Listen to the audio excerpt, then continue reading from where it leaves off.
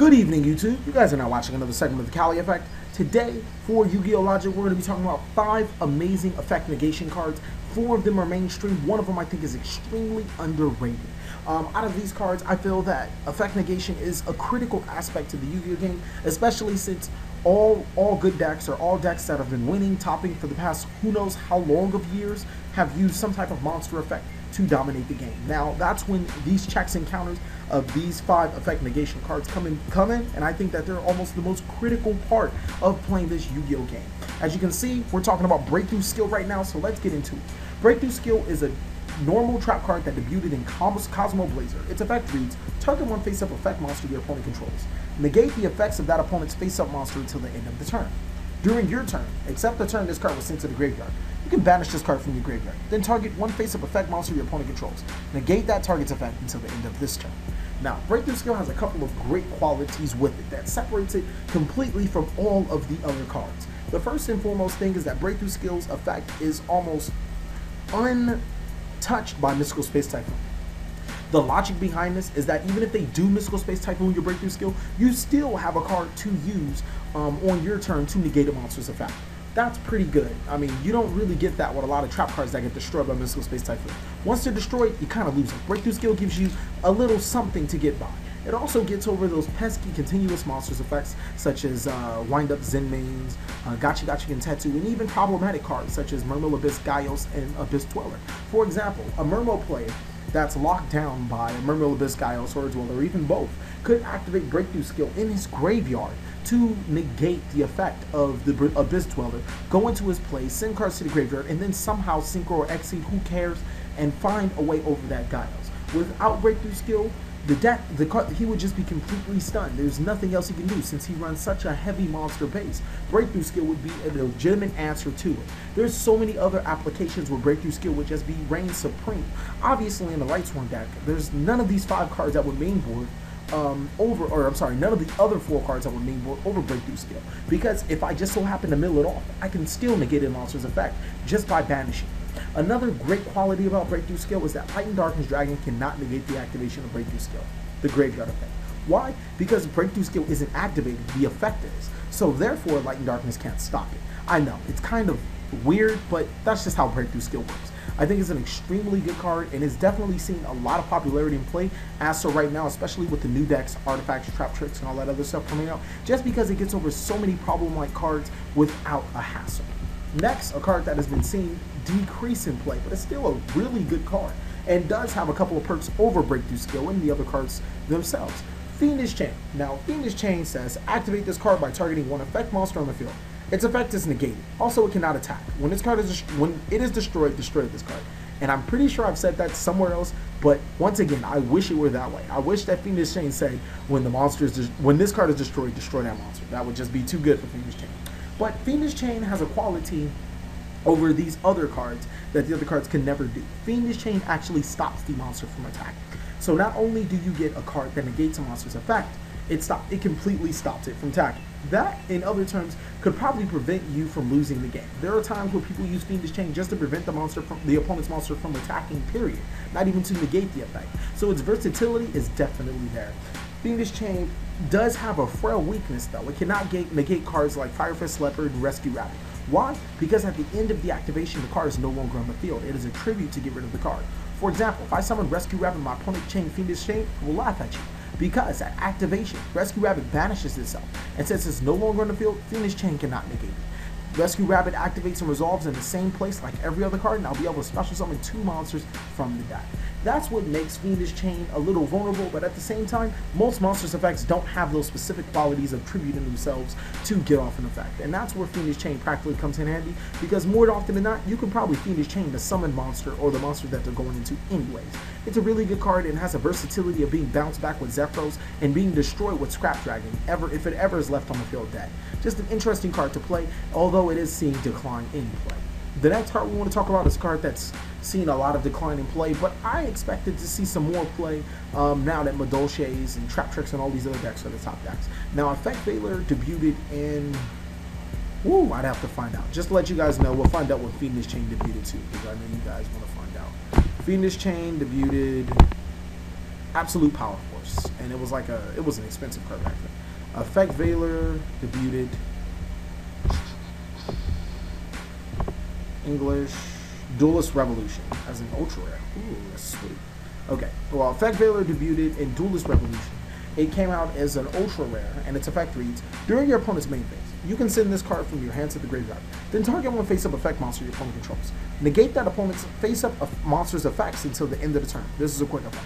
Now, I feel that hand traps are probably one of the most strongest game mechanics in Yu-Gi-Oh! It's definitely behind quick plays and counter trap cards, but other than that, hand traps make a strong, solid statement. Mainly because the opponent can never really guess when they're coming. They can guess when they're coming, but effectively getting right every single hand trap at any given time, oh, that's next to impossible. The next thing is that hand traps are seldomly negated. There's rarely a time where your opponent activates a hand trap and then the opponent goes, Divine Wrath, ha ha ha, or Skill Prisoner, ha ha ha.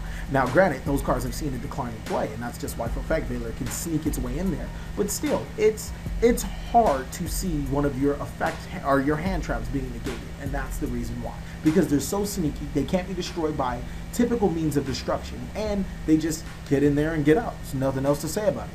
Now, Effect Veiler has some key contributors. First, being able to sit in your hand and not being able to be Typhoon. That gives it a huge edge, even over Breakthrough Skill, which if they do Typhoon it, you couldn't use it on their turn. And Fiendish Chain, which can be Typhooned in the middle of the chain, effectively getting rid of the Fiendish Chain and allowing your monster to continue on with its effect. But the trade-off is, Effect Veiler can only activate during the main phase. Or, the opponent's main phase. Whereas both Breakthrough Skill and Fiendish Chain can be activated, respectively, to the game mechanics any other time you want. That trade-off is pretty decent. And then when you factor in the Effect Veiler's effects, what it's normally stopping, which is typically ignition effects, so your opponent's giving up something only to get Veiled. Now, that doesn't leave Effect Veiler to weakness, which I just said. Actually, that is the weakness, that the main phase. There really isn't any other weakness to it. It's a -1. I guess that's another weakness too, and it doesn't prevent the opponent from attacking. On the upside, it is a light tuner, so you can break some pretty crazy synchro plays with that, and Xyz if you're running level 1s, I guess. But Effect Veiler is overall, I think, just a really good card, and definitely needs to see a little more in play. Next, I actually almost did not include this card. I should have slapped myself for not even thinking about not including this card. Skill Drain. Rare trap card that debuted in Dark Crisis. Now, Skill Drain reads, activate by paying 1,000 life points. The effects of all face-up monsters on the field are negated, while those monsters are face-up on the field, but their effects can still be activated. Now, on the contrary belief to Breakthrough Skill, Fiendish Chain, and Effect Veiler, Skill Drain permanently, and when I mean permanently, it permanently negates the face-up effect monsters on the field as long as they activate and resolve face-up on the field. So let me give you guys an example. Same example for Fiendish Chain versus Skill Drain, or Rescue Rabbit versus Skill Drain. If my opponent summons Rescue Rabbit and I activate Skill Drain, they can still use the effect of Rescue Rabbit to banish the monster, and its effect will go through because it is no longer face up on the field at the time of resolution. Rescue Rabbit will special summon 2 monsters, Fiendish Chain will negate the 2 special summon monsters, which just happen to be normals, and then it'll negate the X Seed, which is probably laggy, so that's pretty good. Skill Drain has that amazing property of stopping all continuous effects whatsoever, even Jinzo. If Skill Drain is face up on the field before Jinzo, guess what? Jinzo's effect is going to get negated. That's a plus. Another thing, Skill Drain puts the opponent in awkward positions where if your deck is good with Skill Drain, your opponent could lose the game just because of Skill Drain.